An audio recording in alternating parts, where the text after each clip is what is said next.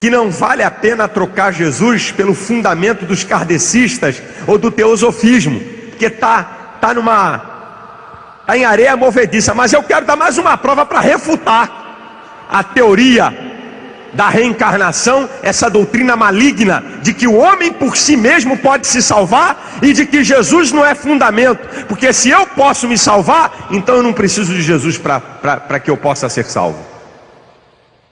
A prova científica, que é muito interessante isso, a prova científica. Eu tive um dia desse num debate na rádio com uma cartomante, quiromante e mais um monte de bobagem.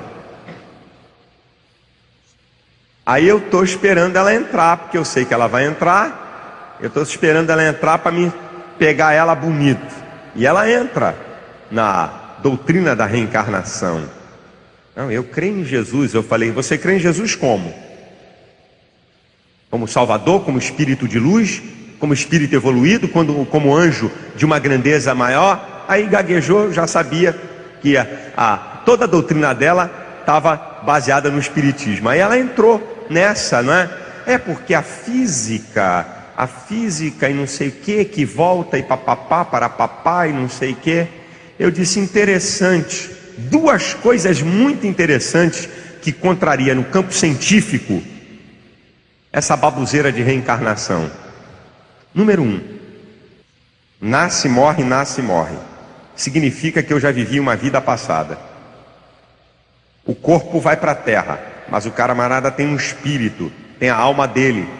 Não é o corpo que é responsável pela inteligência, pela vontade e pelos sentimentos. É a parte imaterial do homem que é responsável por isso.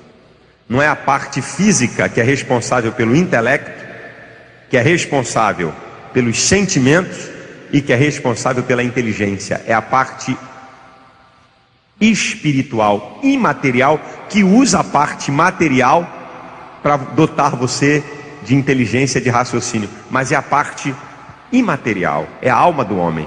Aí eu disse assim, interessante é que se uma pessoa foi alguma coisa na vida passada, quando o camarada nascesse, pelo menos ele ia falar uma língua, um idioma, porque ele já falou em uma vida passada. Você diz que foi um conde na França há 500 anos atrás, já nasceria falando francês. Monsieur, s'il vous plaît. Com 2 meses o camarada estava falando francês, porque ele já falou numa vida passada. Porque eu fui da Távola Redonda lá na Inglaterra, já nasceria falando inglês, porque ele já foi. Agora escuta só uma coisa interessante, cientificamente provado, até com laboratório.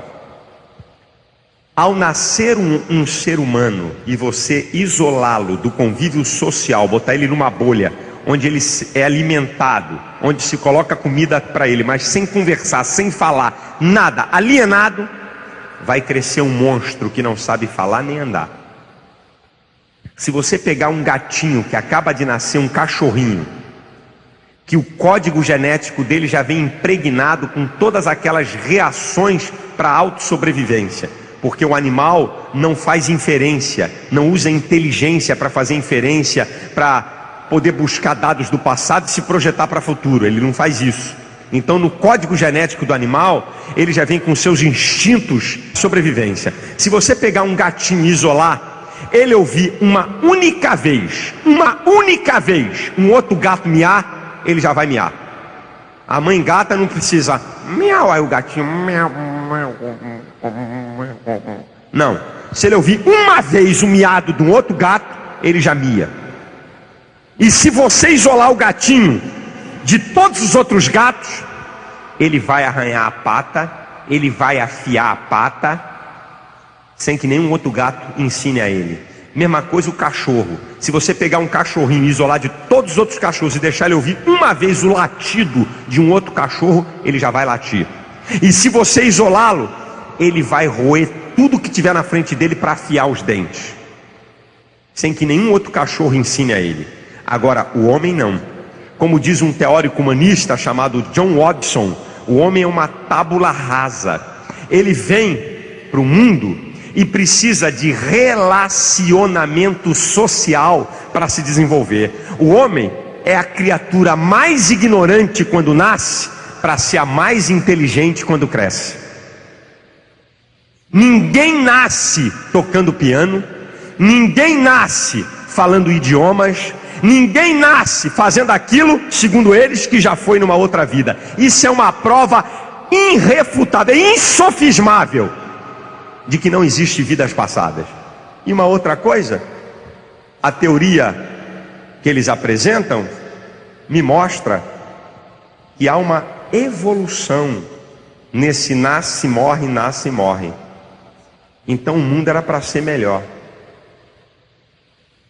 O homem avança em tecnologia, mas cai em caráter, moral, dignidade.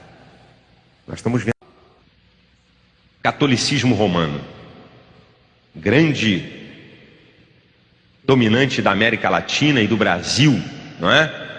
Mas pastor, mas a Igreja Católica, ela até crê que Jesus é o Salvador. Lembra-se que eu falei aqui, eu sei que muita gente chegou depois, para você saber se uma doutrina é falsa ou se uma doutrina é herética, como ela trata Jesus. Isto é, se Jesus não é Deus, é heresia. Se Jesus não é o único provedor de salvação, é heresia. Se Jesus e mais alguma coisa salva, é heresia.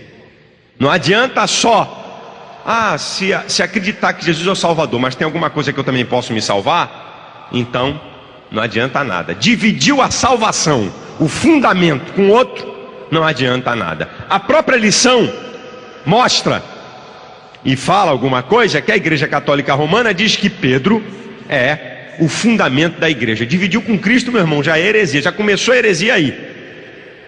Mas para você chegar até aqui, a gente tem que conhecer um pouquinho da história do cristianismo. Durante os 3 primeiros séculos da nossa era, a igreja foi perseguida, massacrada, pilhada, crente virou tocha para iluminar a praça pública, foi uma desgraça. Até que chegou no trono um camarada chamado Constantino, que se intitulou como benfeitor do cristianismo. Ah, meu irmãozinho, aí a bagunça começou. Todo mundo queria ser cristão, lógico, um imperador. Camarada tem poder de vida ou morte, é cristão? Quem é o maluco que não quer ser? Todo mundo começa a ser cristão, não porque foi salvo, não porque crê em Jesus, por conveniência, igual os dias de hoje. Chega na época da eleição, o camarada está com a Bíblia novinha que ele nunca usou. Paz do Senhor, irmãos. Até o presidente Fernando Henrique, que é ateu, deu aleluia. É ateu. Ele é ateu, meu irmão. Não se engane com isso aqui não. Ele é ateu. Lá numa reunião com 300 pastores, que eu não fui, mandaram a passagem para mim. Eu falei, eu estou aqui para fazer papel de bobo? Não vou não.